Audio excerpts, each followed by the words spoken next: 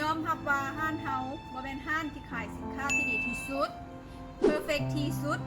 คุณภาพดีที่สุดหรืองานเนียบที่สุด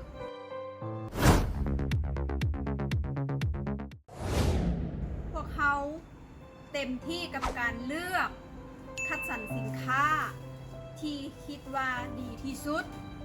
ให้เหมาะสมกับราคาที่สุดและตอบโจทย์ที่สุดเท่าที่พวกเราจะเห็นได้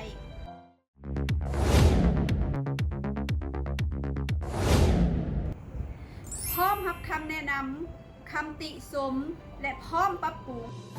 พร้อมแก้ไขพร้อมรับฟังแม่ๆทุกๆทาง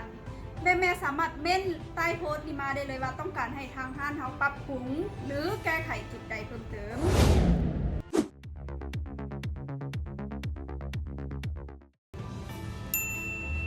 ขอบใจทุกการสนับสนุนของกลุ่มลูกค้าแม่ม้านแม่ลูกอ่อนทุกท่านด้วยใจจริงและขอสัญญาว่าจะสืบต่อส่งแต่สิ่งที่ดีที่สุดเพื่อลูกน้อยผู้ที่เป็นดังแก้วตาดวงใจของพ่อแม่ทุกท่านด้วยความจริงใจเสมอดังที่ผ่านมาและตลอดไป